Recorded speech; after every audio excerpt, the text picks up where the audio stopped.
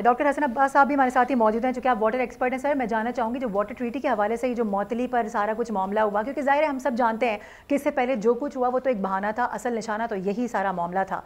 کیا سمجھ رہے ہیں, کیا دیکھنے والوں کو بتائیں گے, کیا اتنا آسان ہوتا ہے پانی روک لینا؟ سائنس اس کے پیچھے کیا کہتی ہے؟ پلس یہ کہ ہم جانتے ہیں کہ جب پانی روکا جاتا ہے تو پانی اپنا راستہ خود بناتا ہے. کیا بھارت اس کے لیے تیار ہے؟ کیا وہ خود کو ڈبو دے گا؟ وہاں پر تو سیلاب آ جائے گا. بڑے سارے معاملات ہیں جن کو سامنے رکھنا ہوگا. یہ بہت بڑا ایک پاگل پن نہیں ہے بھارت کی جانب سے جو کیا گیا ہے؟ جی اس کے بارے میں یہ کہوں گا کہ جو مودی صاحب ہیں وہ دو مضامین میں بہت میرے خیال میں کمزور ہیں. ایک تو شاید انہوں نے تاریخ نہیں پڑھی اس ٹریٹی کی کہ یہ ٹریٹی ہوئی کیسے تھی اور اس میں ان کو کیا کیا مل گیا تھا, اور دوسرا ان کی جیوگرافی بھی میرے خیال میں اور جیولوجی بھی یہ بہت کمزور ہے, کیونکہ جو آپ کے ویسٹرن ریورز ہیں جن کی وہ ہمیں دھمکی دے رہے ہیں کہ ایک بوند پانی نہیں آئے گا, یہ ہوگا وہ ہوگا, وہ ممکن ہی نہیں ہے. کیونکہ جو سنتاس معاہدہ ہوا تھا اس میں ہندوستان کو تمام جو ویسٹرن اور ایسٹرن ریورز ہیں ان کے اوپر ڈیم بنانے کی اجازت مل گئی تھی اور ان لمیٹڈ نمبر آف ڈیمز بنانے کی اجازت مل گئی تھی. یہ آج تک کسی ٹریٹی میں نہیں ہوا اور یہ بھارت کے فیور میں یہ بات گئی. دوسرے نمبر پہ جو ٹریٹیز ہوتی ہیں وہ لوئر ایپیرین کو سیو کرتی ہیں واٹر ڈائیورژن سے, تو اس ٹریٹی نے ہندوستان کو واٹر ڈائیورژن کی اتنی زیادہ اجازت دے دی جو کہ اگین انپریسیڈنٹڈ ہے. دنیا میں آج تک کوئی دریا بند نہیں ہوا, انہوں نے 3 دریا بند کرنے کی اجازت لے لی تو وہ بھی ان کو مل گئی. تیسری چیز ہے کہ جو ٹریٹی ہوتی ہے وہ ڈاؤن سٹریم جو ہوتا ہے لوور رائپیرین اس کو بچاتی ہے پولیوشن سے. تو ان کو اس ٹریٹی میں 4 گندے نالے پاکستان میں پھینکنے کی اجازت مل گئی, اور ان 4 گندے نالوں میں اتنی پولیوشن کہ اس کے اوپر نہ کوئی اس کی کوانٹٹی پہ کیپ ہے نہ اس کی کوالٹی پہ کیپ ہے, جو مرضی پھینکے. اور ہم پچھلے 63 سال سے اپنے لوور رائپیرین کے رائٹس کھو بیٹھے ہوئے ہیں. ہمیں ایون یہ بھی کہا گیا کہ آپ لوگ کسی بھی معاملے میں انٹرنیشنل کورٹس کا رجوع نہیں کریں گے, ٹریٹی کے بیچ میں ایک میکنزم ہے ڈسپیوٹ ریزولوشن کا, آپ اسی میں جائیں گے. اب جس وقت یہ ٹریٹی بند ہوئی ہے تو مودی صاحب کو تو پتہ ہی نہیں ہے کہ یہ ٹریٹی تو انڈیا کو اتنی زیادہ فیور دیتی ہے کہ جتنی کوئی دنیا میں ٹریٹی نہیں دیتی, اور پاکستان کی ایز اے لوور ریپیرین تمام رائٹس کو سلب کر لیا گیا ہے. ڈائیورژن, ڈیمنگ اور پولیوشن یہ تینوں انڈسکریمنیٹلی الاؤ کر دی گئی ہیں.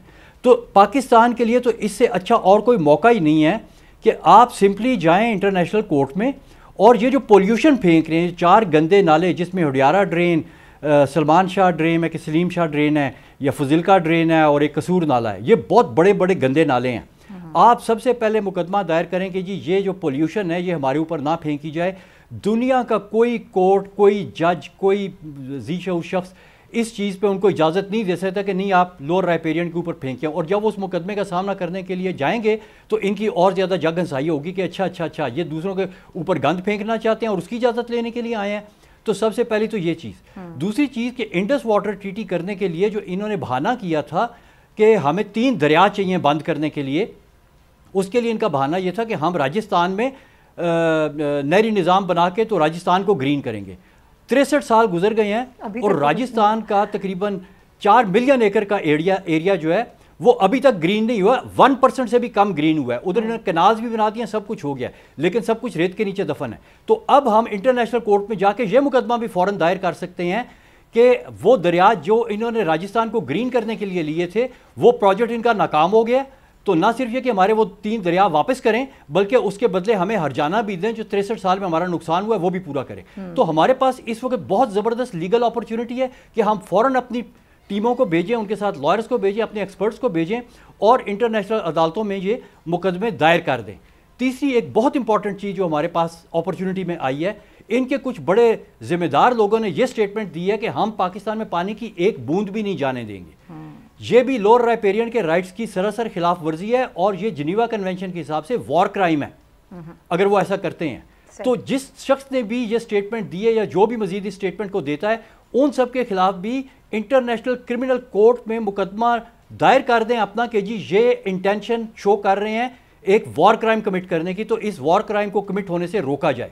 پھر دیکھیں یہ ان کی کتنی جگ ہسائی ہوتی ہے اور کیا کچھ ان کے ساتھ نہیں ہو سکتا. مودی صاحب کو تو پتہ ہی نہیں ہے. مودی صاحب کو پتہ ہی نہیں کہ یہ ٹریٹی ان کے لیے کتنی فائدہ مند تھی. ان کا خیال تھا کہ پاکستان جو ہے روئے گا. پاکستان کو تو شکر کرنا چاہیے کہ آج ہمیں فوراً موقع مل گیا کہ ہم پاکستان اس وقت ون ون پوزیشن پر ہے. پاکستان اس وقت ون ون پوزیشن پر ہے. جی بہت زیادہ, بہت ہی زیادہ ون ون پوزیشن ہے پاکستان کی. اس سے بہتر, اس سے پہلے کوئی موقع پاکستان کو نہیں ملا. سبسکرائب کریں اور بیل دبائیں تاکہ کوئی خبر رہ نہ جائے.